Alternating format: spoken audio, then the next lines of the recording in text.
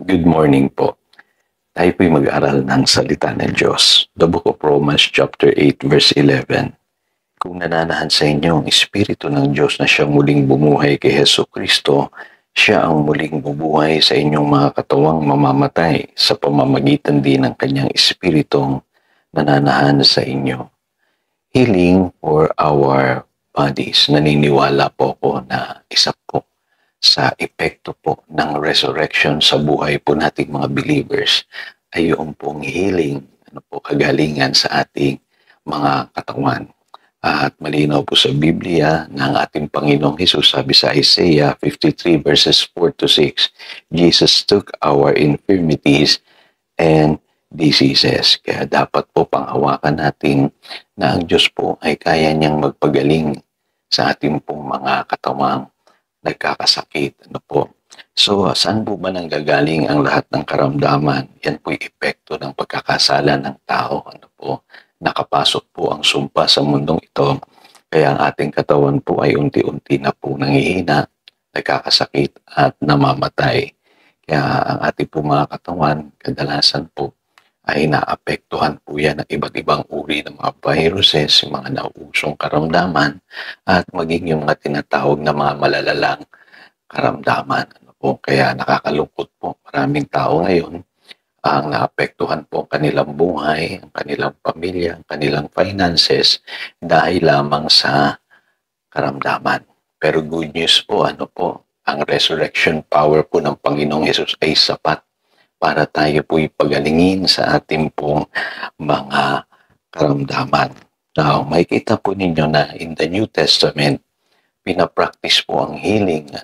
At isa po ito sa mga ginagawa ng early church. Na makikita po natin sa James chapter 5, verses 14 hanggang 16. Kasi naniniwala po ang mga apostles na ang healing ay kasama po yan sa ating pong redemption. In fact, kapag nagpapatotoo po ang mga apostles about the resurrection of our Lord Jesus Christ, ang ginagamit po nila ay yung pong method of healing. Yung signs and wonders. Makikita nyo po yan sa ginawa ni Pedro dun sa lalaki na crippled from birth. Sa Acts chapter 3 verse 15 hanggang 16. At sa Acts chapter 4 verse 33, ang sabi po dyan, with great power the apostles continued to testify to the resurrection of the Lord Jesus, and much grace was upon them all. So, ganun po pala magpatotoo yung mga apostles sa pamamagitan po ng healing and deliverance, napapatunayan nila na ang ating Panginoong Hesus ay buhay at makapangyarihan. Nakakalungkot lang po sa panahon natin ngayon, maraming churches na hindi naniniwala sa healing. At madalas nakakarinig po ako ng patotoo sa mga tao na yung karamdaman at yung mga suffering, kadalasan yun pa ang nag-glorify sa halip na ang Diyos ay mag-glorify sa pamamagitan ng healing na ginaganap niya sa buhay ng maraming tao. Alam niyo po, ako po simula nung pinagaling ako ng Lord way back 1985, hindi po ako tumigil na mangaral patungkol po sa divine healing kasi naranasan ko po ito. Hindi ako makapaniwala na ang aking katawan noon na napakahina, napakamasakitin ay magiging malusog.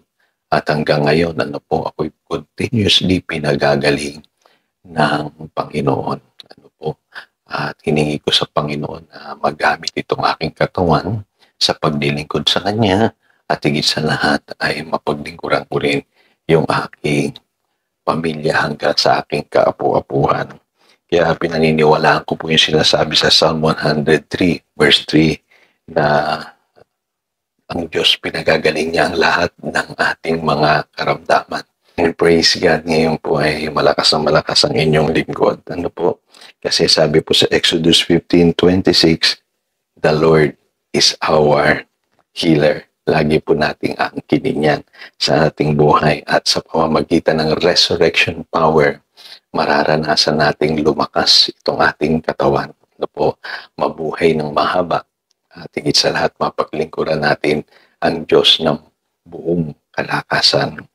At alam niyo po paano ba tinatanggap ang healing? Unang-una po, kailangan paniwalaan natin itong revelation na sinasabi ko sa inyo ngayon. Ano po? Na yung resurrection power kayang magpagaling sa ating mga katawang nagkakasakit. Pangalawa po, forgiveness and healing comes together. Kailangan po magpatawad tayo at humingi tayo ng tawad sa Diyos. Ano po?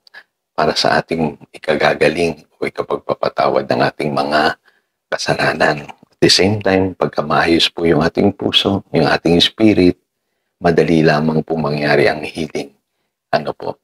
Sa ating mga buhay. Ano po? At panghuli, by faith po yan. Ano po? Yung iba kasi naghihintay pa ng babago yung pakiramdam nila.